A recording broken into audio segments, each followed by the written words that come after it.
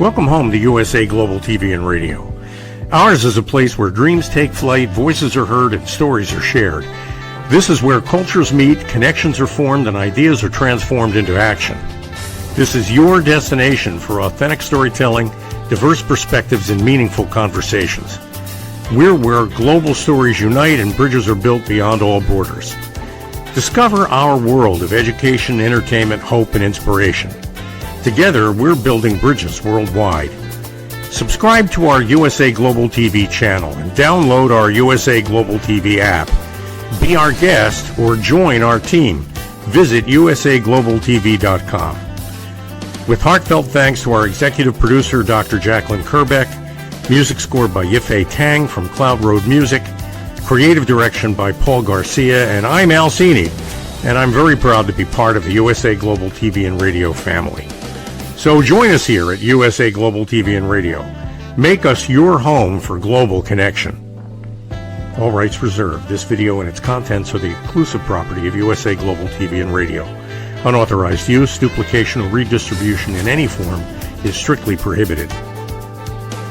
Thank you for being a part of our global community. Let's inspire together. Welcome home to USA Global TV.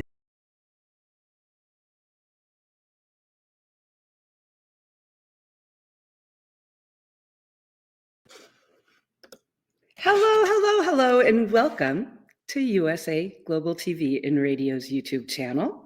We are so glad that you are here today and want to welcome you to A Woman's Prerogative.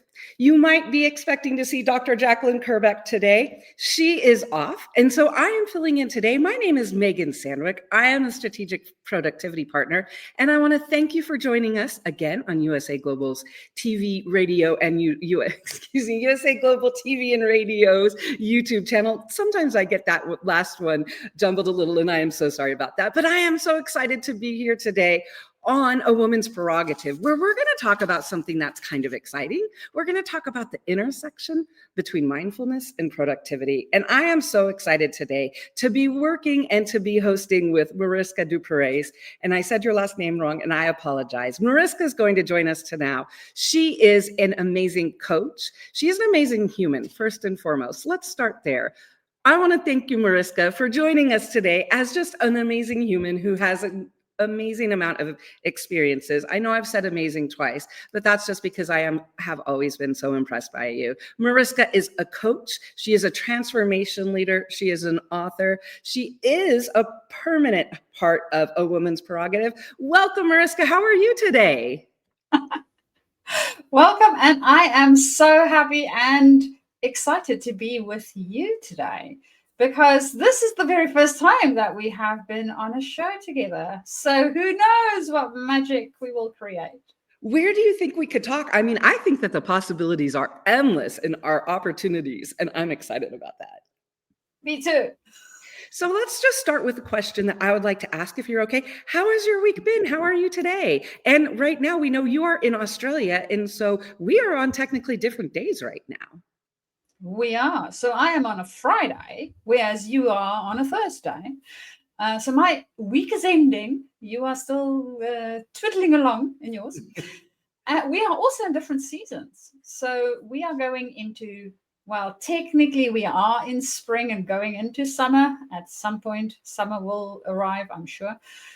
Whereas you guys are doing the opposite. So you are moving from summer to autumn and then winter. We are. I'm sorry, I didn't mean to cut you off. What were you saying?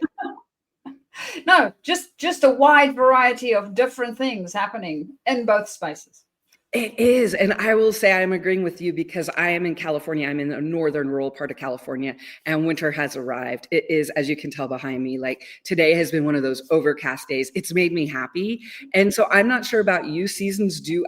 And this is something I've learned about myself over the last year, how seasons actually now affect me when it comes to work and things. And so it's, again, something that has been, and I will say it has been interesting for me to see how the season I'm living in impacts my productivity and how I operate in different seasons.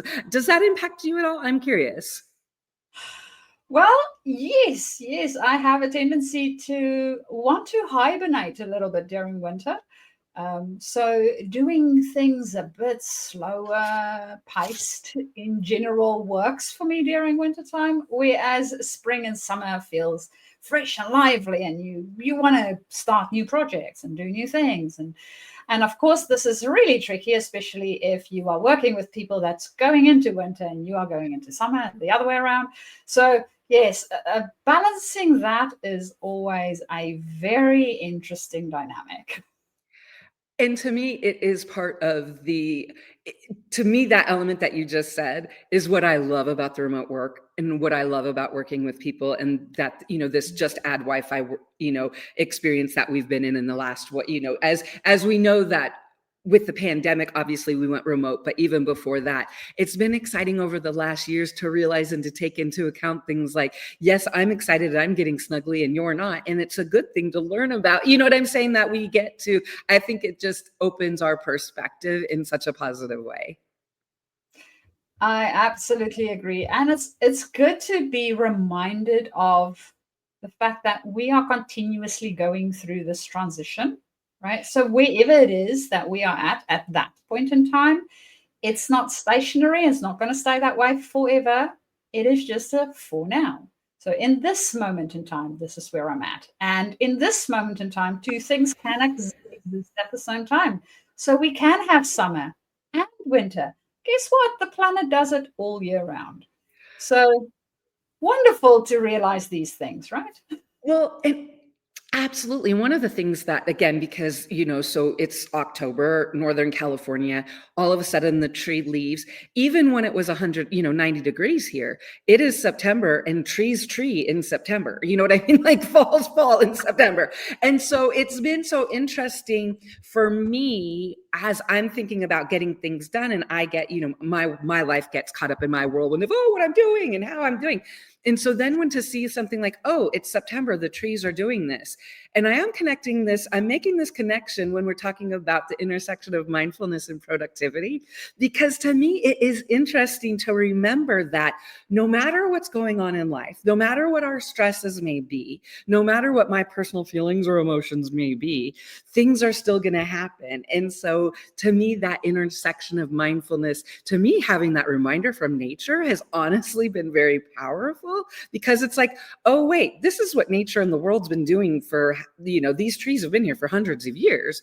If they can do it, maybe I can follow along. What are your thoughts about that? Does that make sense to you? I love that. I absolutely love that.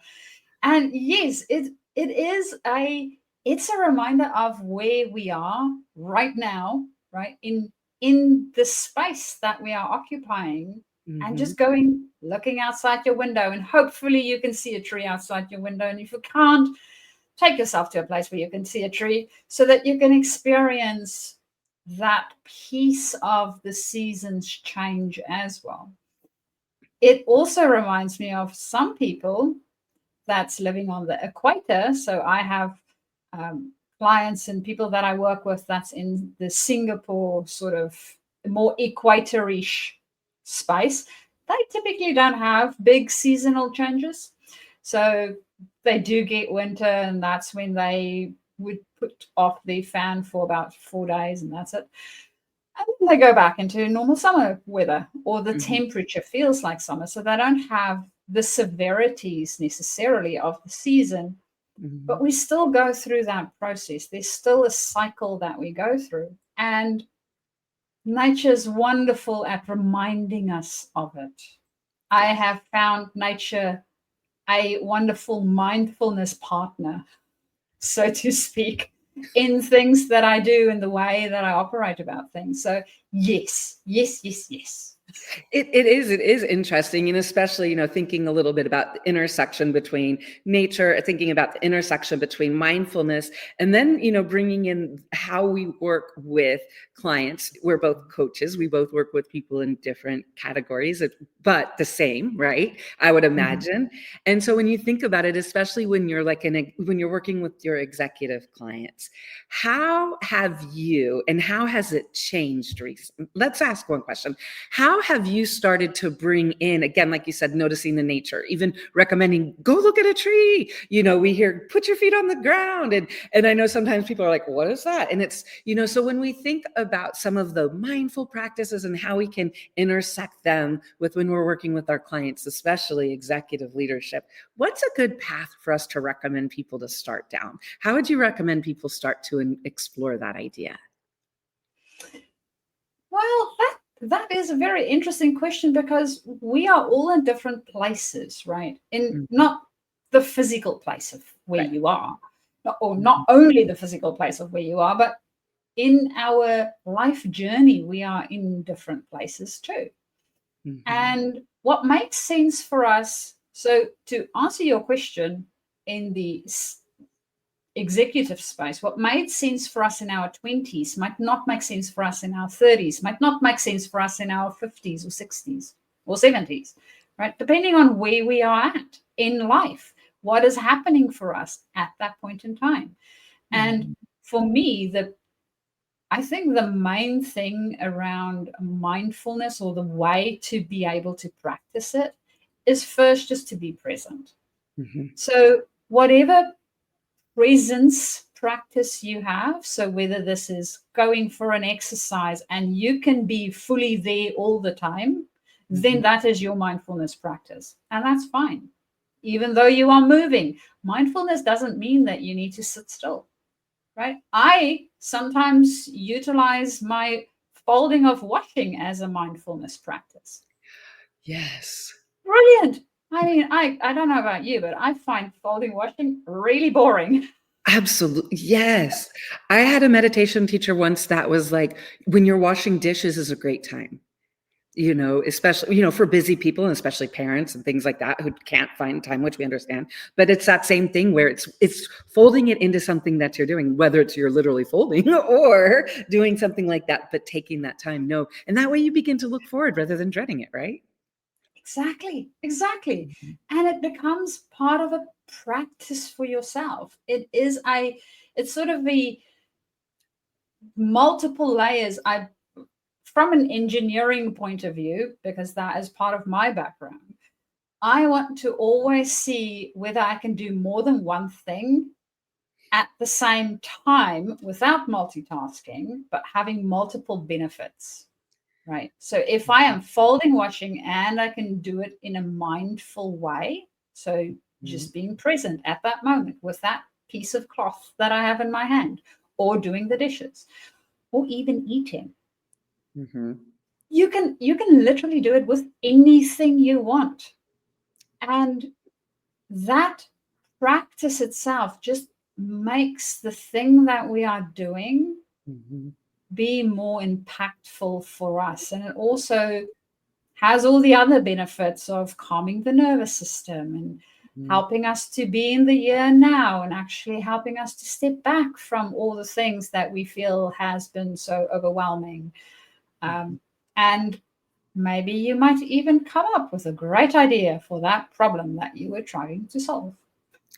I totally agree with you. And one thing I love about that, and I had a client where we would talk about the importance of, like you said, being intentional, right? And it's the importance of also kind of labeling things. And I talk to people about labeling, and there are many people that when I label it, they picture the label maker, and I'm like, no, we're not actually making physical labels, although maybe we could. I'm not, but it is that thought of labeling it, like you said, like, hey, when I wash dishes, it's my time to be present and think, or to kind of focus, or to have quiet, or when I'm doing this, which I think that, again, labeling it with that intentionality is so important, so that to say we're doing it is also important. Yeah. Yes. It reminds me of a study that they did with people that for a living cleans hotel rooms. And most of them were overweight. So what they did is they gave for half the group no additional information. The other half of the group, they gave information to say that even when you are cleaning the hotel room, because of the weight that you are picking up with the bed and the spreads and the stuff that you are doing, you are actually getting exercise while you are cleaning the room. And after they had that information sheet, They left them again for a while and then came back. And the people that had the information sheet, to your point of labeling it and naming it, actually lost weight. Interesting. Because now they actually understood that they were doing exercises while also cleaning the room, not just cleaning a room. That is so powerful and so important. And I also think that connects to something you said a few minutes ago that I think is important. And it starts at a very basic level of defining what is productivity to every person. But I also think it is identifying, and when we do it, I think it is that we also need to, in our lives, look at what stage we're in and define it for that stage. For example, I recently worked with a retiree on help coming up with a productivity plan. And the retiree, my client, was like, I know it seems silly that I need a productivity partner now. And I was like, no, when you retire is when you need a productivity partner, because of the change that's gonna, and we know that can affect mental health and everything like that. So when you're working with executives, and again, starting to think of the idea of identifying what productivity is, and I'll just give one self note. One thing I always say about productivity, and I'd be curious if you agree, I say productivity is one area we get to be 100% selfish in this life. Like, we need to think of nobody else when we're creating our habits. Like, I had a client who did not like the color red fonts anywhere. And so other people, he's like, but I know I can't do that to other people. And I was like, what do you mean you can't do that to other people? It's your document. You own the document. If you don't want red, don't put red. Easy. Not, and so for me, it's kind of that thought of defining what productivity is and how can we define it personally. From your work with executives and with work you've done, how would you think about that? Or what are your thoughts about that? I agree with you around definitely customize it for you, right? I know that we have a tendency to go, yeah, this is best practice. And yeah, this works really well for said XYZ person. Right.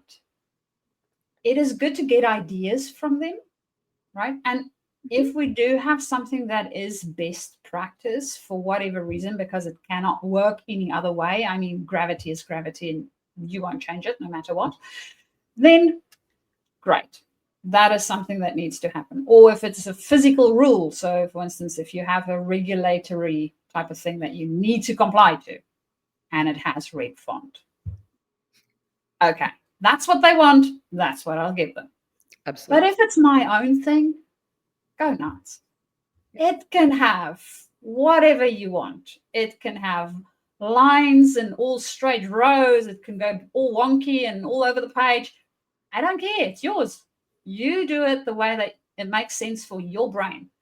Mm-hmm. And that makes a lot more sense for me to do than trying to fit my way of doing into somebody else's thinking. Mm-hmm. So whenever I do have those coach-like conversations with the executives that I work with, we sort of first need to figure out what works for you. And then go, okay, so this is what works for you now. Because this works for you, what would your productivity thing look like, mm-hmm. right? And then I might even get ideas from them because I have never thought about doing it that way, which to me is a lot more fun. Isn't that one of the best parts of being a coach, is the things that you learn and being able to say, actually, no, I learned way more from you than you learned from me. I mean, you know what I mean? That there's, or at least knowing that there's that energy exchange. That's so powerful, I think. Yes, mm-hmm. It is a lot more fun. And it also, it keeps both of us curious about the process. Mm-hmm. So productivity not only needs to be defined for us as what is it? What does that mean? Right? Because I'm sure that what productivity means for one person, what productivity means for another person, and you are working with loads of people around productivity specifically, would be quite different, mm-hmm. even in their different stages of life, because I don't think the person retiring would think about productivity the same way a 20-year-old would. And that is so true. And one place that I have seen it a lot, and I'm going to be very specific to women in this case because this is a women's prerogative show, but in productivity, as we mentioned, humans are different. There are differences in how we deal with productivity based on where we are in our life, age-wise, career-wise. And it also has somewhat roles to somewhat affects the roles. For example, my women clients, when we're working on what they're working on in life, they also never, even if it's like someone's hired me through their job, we have all of the other life things that they're starting to bring in. We're, whether it's family and kids and schedules, and whether all, holidays, it's interesting to me. A lot of the women that I've worked with, when we start working on productivity, it's about the entirety of the life, the whole life, if you will. When I work with a lot of men clients, sometimes it's very specific to, oh, hey, I hired you for work, so we're going to talk about work. And I completely understand that, but it's interesting because on one hand, it's like, okay, I want to help with the women with this. I want to help the men with this. How have you found, and what are some of the things that you found in that way? That is a very apt observation. That we do have a tendency, right? And yes, gender-wise, we have tendencies towards leanings for one thing more than the other. It's not a rule. It is more of an observation of, in our general cultural upbringing, these are the things people have a tendency to focus more on in certain genders than others. Mm-hmm. And I have noticed that especially with the guys, and because I work with a lot of engineers, so sometimes the ladies too, do have a tendency to be very specific as to, I want to work on this one thing. And then I also remind them that as we do not take our emotions and put it in a little bottle, put it in the cupboard, go to work, come back, take the emotions out, put it back into us, but physically it's not possible. That is also the same with everything else, right? So whatever it is that we are bringing into that space will most probably have a ripple effect in other areas of our life. So it's always good to, if we think about productivity at work, right?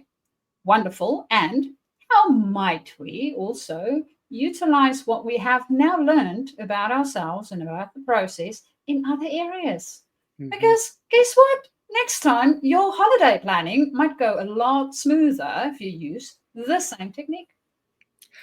I agree with you so much. And I think, again, we want to be aware of stereotypes, and we don't want to conform to stereotypes. I always like to, whether it's trends or stereotypes, just say, okay, let's be aware of it. Let's watch for it. And like you just said, especially with someone like, okay, we get that you're working on this here. Let's also work on it there.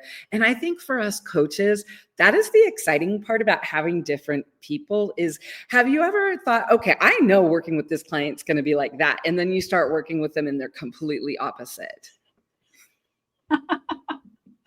Well, I've had a few where I had hypotheses of what might happen within that space.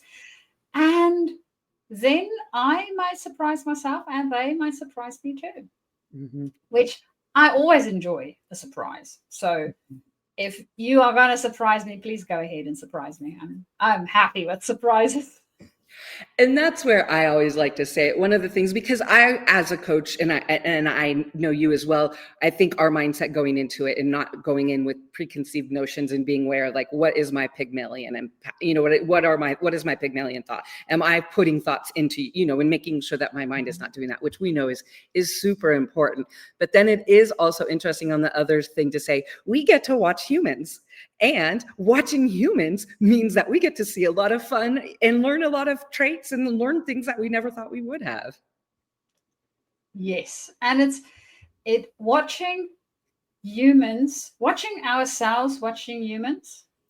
Because as a coach, there's so many different layers in which we can potentially operate. I'm not saying all coaches always do. And I'm not even saying I always do. There's so many different layers. One of the conversations I had not so long ago with someone was around now I need to remember the science that it is. It's big space type of stuff. Astronomy. But there's quantum physics. There you go. Quantum physics. So in quantum physics, one of the things that they found is the observer, so the person doing the observation, actually change what is being observed. Mm-hmm. And if we take that concept, right, and we apply it to us, ourselves, that literally happens too. Because if I observe somebody, because of the way that I think, the way that my brain works, my observation will be different to the way that you might observe the same person, right? And the experience that they might have in that same interaction, as well as our own inner observation. So how we change starts to influence and impact what we are observing and potentially the outcomes we are creating in the process. So that, to me, that's such a fascinating field. I absolutely love it. So that's what I'm diving into at the moment. Isn't it amazing, like you said, but just to watch the process and to be aware of it, and then to watch, okay, where do I need to pull back? Like to see how to respond with it. I agree with you. I think that watching that and being aware of it is super exciting and empowering at the end to go back and be like, wow, how that all worked out. And that also links back to our mindfulness, because we need to be able to be mindful of the process. We need to be able to be present enough to even notice it. Otherwise, it will just slip by. It would be like eating a bag of potato chips in front of the TV. Did you even notice that you ate the whole bag? That is such a good reminder. And I do agree with you. And I think it's so important that as coaches, as professionals, as women, that we realize and we do think about, how are we taking care of our minds? How are we taking care of our thoughts? How are we protecting, if you will, that our thought process, our mind, that mental playlist, and how we support people?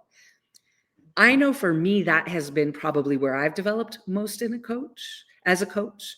I mean, obviously my coaching skills have developed, but I would say for me as a coach, where I have developed more that's been impactful is my mindfulness and how I've learned about myself, and not in a narcissistic way, but how I can learn about myself to be more supportive and encouraging and as a coach. Has that impacted you? How is your approach and mindfulness, and obviously as an engineer and what you're thinking, you have your thought process is very clear. How do you connect that with mindfulness so that you can help yourself and your coaching? I think for me, the mindfulness part is, well, one of the things that coaching, as with you, has done for me is not only the skills. It's really, if you think about yourself as an instrument, right? So you are the guitar or you are the violin. Now, the very small little bit of knowledge that I have of violins is, one, they need to be made out of the right type of woods, and different types of wood would produce different types of sound. And then the older they get, it's like a good wine, the sound changes and it becomes more pure. And that's the same for us. We are instruments too. So the more we actually mature within our own space, the better we understand ourselves, the more mindful we are, the more present and right here, right now, we can be in every single moment, the clearer the sound that reflects not only out of us, but from us. So that to me has been really the biggest practice as a coach. And we can use that not only in coaching, even my leaders that I work with. It is so important to understand, because I need to lead myself first. If I lead a team and I show up all frazzled and overwhelmed, how will I get the rest of the team to be okay and to all go in the same direction? I won't, they'll be scared. They won't know what to do. They'll pull in different directions because now all of a sudden we just need to protect ourselves instead of trying to move towards this great vision that hopefully is still there. And that's important as a leader. It's also important as an individual contributor, because our impact, we co-regulate with the others around us. So if I'm not regulated, it means that I am impacting those around me, and I might cause them to also not be regulated. Whereas if I am regulated, the likelihood of me helping to impact them in the other way so that they can be regulated is improved. So that inner work is so important, no matter who you are or where you are in life. That, I think, as humans, that's the work. All the other thing, fluff. You know what I found so impactful when you were talking about that, and it's a perspective I've not had before. When you were talking about the instrument, normally when I think of the, kind of the I can't think of the word right now, the analogy of living life as an instrument or music, I've always thought of it as being like the person playing the instrument, right? Or, the person playing it. But thinking about it instead of, I am the violin, I make the music, I'm the one, that is for when you were talking about it, to me, that was such a powerful way to change the look at it, that no, I am the one, the thing, the object that makes the music. Like you said with the violin, that it's going to age, we need to make sure to take care of it, are the strings and all of that. But just as you were saying that, I just wanted to point out, to me, that's the first time I thought about it as thinking about the instrument and not playing it. And I really like that idea. Thank you for thinking about that, or throwing that up, bringing that up. It is my pleasure. And that is really what happens, right? We are both the player of the instrument as well as the instrument. Yeah. And we forget that we are the instrument. We only remember the playing of it. Like, yeah, it's great. You need to have that skill, and we need to be good and proficient in understanding how to play the instrument. And we also need to take care of the instrument. And we are the instrument. So we have both of these, again, the observer and the observed, right? We are both at the same time. And to take care of both at the same time is important. And you were talking about executives, and I would imagine this is similar for you and the executives you work with.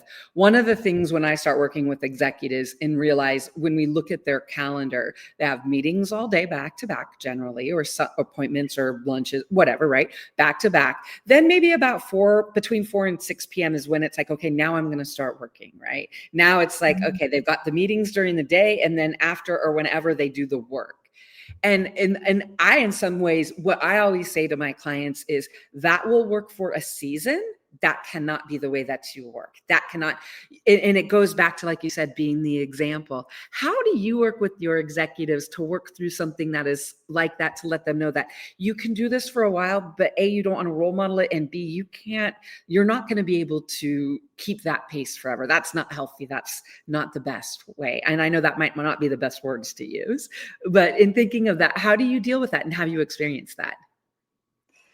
Well, for me, I constantly remind people of the sustainability of whatever system it is that they're putting up, right? And understanding, am I intending this to be a sprint, or am I intending this to be a marathon or a triathlon?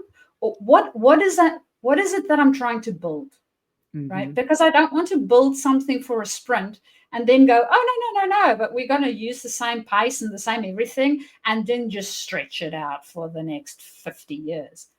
Please don't do that. That you will not make it. You will definitely go into burnout. Bad idea. Yeah. And to your point about the back-to-back meetings, I know it is one of those things that most people, they want to cram as much as they can into the time that they have, right? So it is a finite resource, and we only have 24 hours in one day. And the more I can put in there, the better. And I also want you to remember that we, as with machines, as with everything else, cannot sustain that pace. So what will happen is you might be able to, as you mentioned, do it for a season, right? Short period. And then you might need to recover in order to do that again. And your recovery period might be even longer than the time that you have pushed to do this. So a better approach might be to look into how can I actually build some of that recovery period into this thing that I'm building here. So having my meetings and being intentional to, if I schedule an hour meeting and my calendar says that I have 7 to 8 and 8 to 9 and 9 to 10 and 10 to 11, so on and so forth, I also want to make sure that all the meetings that I go to, I end at least 5 or 10 minutes early. Yes. So that I have a time where I can take a break. Your brain needs it. Your body needs it. Physiology needs us to be able to take a break. You are not a machine. Do not treat yourself as a machine, because you will break down. And unfortunately, the spare parts from China is not available as yet. It's so true. I have a client who loves Formula One racing. And so I asked him, I was like, how many laps does an engine, does an engine run infinitely in an F1 car? Which we could say, no, even, so if the most elite, I think that is so important to think about. And I really liked how you talked about, again, going back to labeling, but labeling, is this a sprint? Is this a marathon? Is this a triathlon? To get people to think about it. I will say, when I think about the intersection between mindfulness and productivity, what I have found is, while I am definitely learning about mindfulness, and I've got, meditation studies or Buddhist studies, whatever classes I'm taking and learning, one of the things that I've learned when it comes with clients, I can't necessarily go the next day and say, hey, I learned this in Buddhism. Do you know what the Buddha says about suffering? I think that there's something about productivity that's suffering. That might not be the best conversation approach that I can take with everybody, but I can glean from that and say, oh, right. So we've been talking about suffering in Buddhism, and we know that there are some comparisons, and how can we look at it and make recommendations, like you said, like end the meeting 5 minutes early, make sure that you've got some of those times. So for me, as we're talking about not just productivity and working with people, but we're talking about mindfulness, I think there's many different ways we can bring it in. Again, what we learn and what we can verbalize. What have you learned, or how do you see kind of, again, mindfulness, your mindset and your clients? How do you bring that in, and how are you able to connect the two, rather it be more, formally, or kind of more on the side, if you will? I think for me, I know most coaches love learning. So personally, I'm a fan. If you were to pay me to learn all day, I'll be good with that. I'll be so happy. Good thing. And so my main reason why I love learning so much is because I get to see all these different things that I can overlay with one another, or the one thing helps me to make more sense of something else somewhere.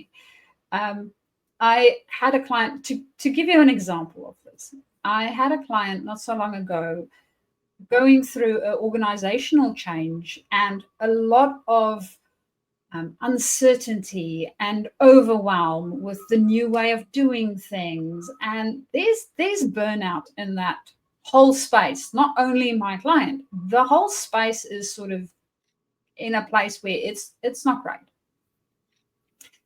And one of the things that we had a discussion around was the fact that we expect ourselves to just jump back into it. We expect ourselves to be ready for the next thing immediately. Now, I don't know about you, but nothing on this planet can do that, not even a machine. So if you think about a vehicle, right? And you are driving at 100 Ks, and now you need to stop. Does it do that immediately? No. It takes a wee bit, right, for it to stop. And then if you want to go from 0 to 100, does it do that immediately? Also no. Yes, we have a whole bunch of vehicles that can do it really fast, but it's not instantaneous. Mm-hmm. Nothing, not even our wonderful PCs and all the things that they do in tech, is instantaneous. There's milliseconds or microseconds for something to take place. So that state change, and depending on how big the state change is, that state change needs some time to actually go into its new state. So why are we, as human beings, expecting ourselves to do it like this? It is not realistic. Mm-hmm. And I think that is something that we definitely need to kill it. Definitely. And change that expectation. It's Mm-hmm. not possible. And the bigger the changes that we need to go through, the more the swing is if we're going to push it. So we need to expect that turbulence if that is what we're going to do. If we're going to push it and not take it easy and do small incremental changes, we're going to have big swings. Mm-hmm. And that might come out as emotional swings. That might come out as not being mindful because I don't feel like I can be mindful, right? My mindfulness practices is actually helping me to decrease the amplitude and get myself into a steady state where I can be more fully and productively human. Mm-hmm. So, yeah, that's some of the ways that I might do it. I love that. I love that. And I love it because what it realizes and acknowledges is when we're talking about the intersection between mindfulness and productivity, and when we're working with people as coaches, as executive recruit, whenever we're working with them, it is interesting to me that it then becomes our perspective, because again, going into a conversation when especially if we're talking about with an executive, maybe they're like, okay, we've got a new project, our KPIs are off, at that point, sitting down and saying, now we're going to talk about mindfulness and productivity. That's not going to, that won't work. But the good thing is we are like the lifeguard, where we're able to see. And like you said, we can bring in some of those things where we can say things like, you have been running on this project for 3 months at 180 miles an hour.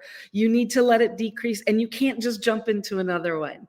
So for me, in some ways, the way we intersect productivity and mindfulness is by being there and by being the coach and that set of eyes. Would you kind of agree with that's a good way to summarize a way that we can intersect mindfulness and productivity?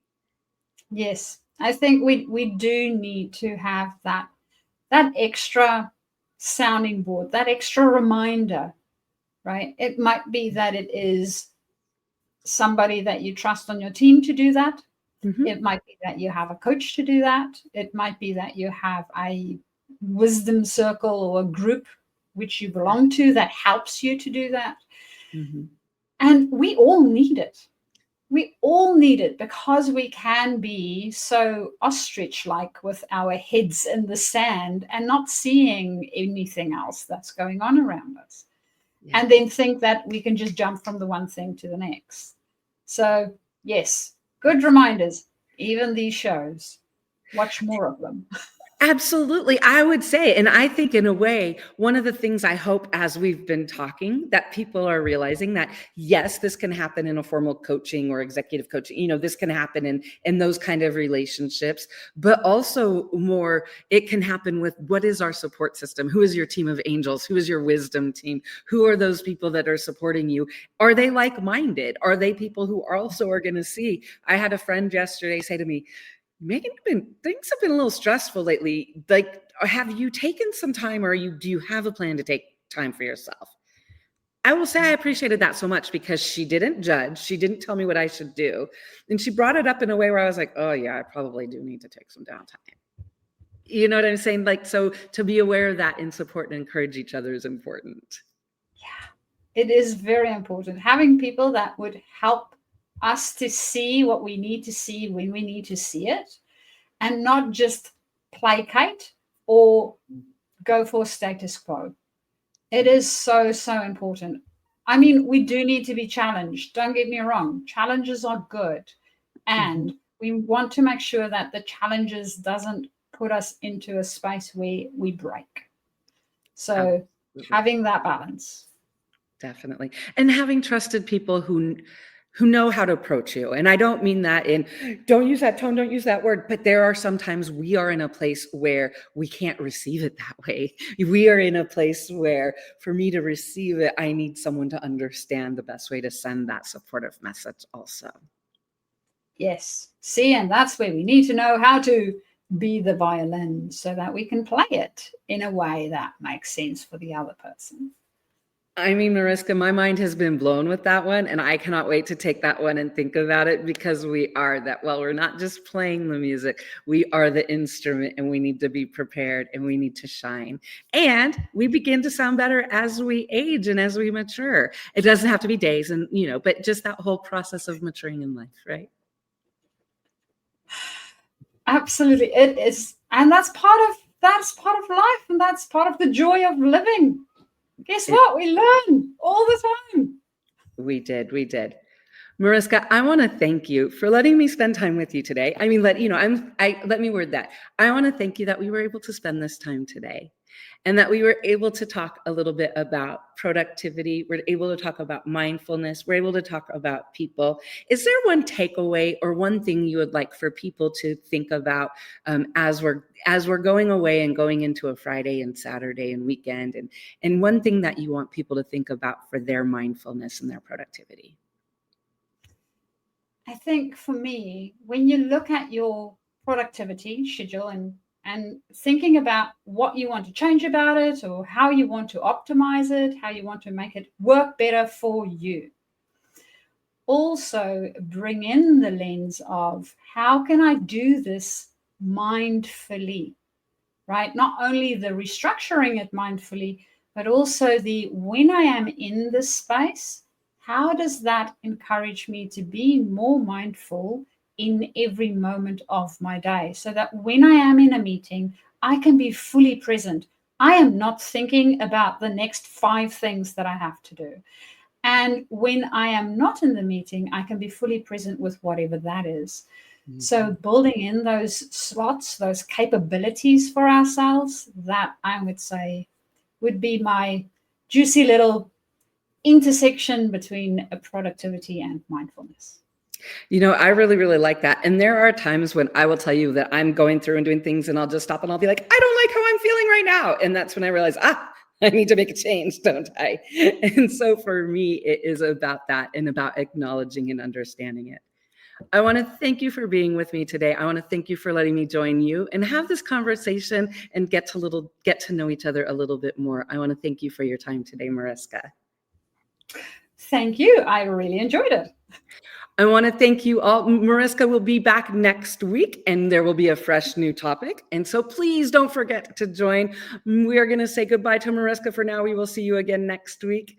I want to thank you for joining us on A Women's Prerogative. Today we talked about the intersection of mindfulness and productivity. We are on USA Global Radio TV, and we will be back. Please don't forget to check out our website. Please don't forget to check out other programs that are available so you can be your best self and shine. Now, a word from our sponsors. Get ready to wear the brand that's changing the world of media. Introducing the official USA Global TV and Radio online store. From our TV show hosts to our incredible global guests, you asked, we delivered. Rep your appearance with pride. Whether you've been on air, hosted a show, or tuned in, we have something just for you. Visit us at usaglobaltvradioshoп.myspreadshop.com and start shopping today. Check back frequently. We're dropping fresh new designs all the time. Showcase your role in our global community. These designs celebrate your voice, your story, your presence. It's more than just merchandise. It's a movement of hope, inspiration, education, and elevated listening. Head to usaglobaltvradiosshop.myspreadshop.com. Your spotlight awaits. USA Global TV and Radio. Elevate your style. Elevate the world. Thank you, viewers and listeners of USA Global TV and Radio, for joining us today. We're honoured to have your time and attention as part of our global community. At USA Global TV and Radio, we believe in the power of authentic conversations, meaningful connections, and creating a world of possibilities together. Want to be part of something bigger? Join our team of elevated listeners at usaglobaltv.com, a space where your voice matters and your ability to listen transforms relationships. Stay connected with us across all our platforms for thought-provoking discussions, expert insights, and empowering stories. Subscribe to our channels at youtube.com/c/USA-Global-TV. Follow us on social media and explore the endless opportunities we're creating for growth, learning, and inspiration. Together, we're not just broadcasting, we're building bridges and changing lives one conversation at a time. For inquiries, contact us at info@usaglobaltv.com. Music by Johnny Dyes. Produced by Executive Producer and Director Dr. Jacalyn Kerbeck. Voiceover by Mike Porter.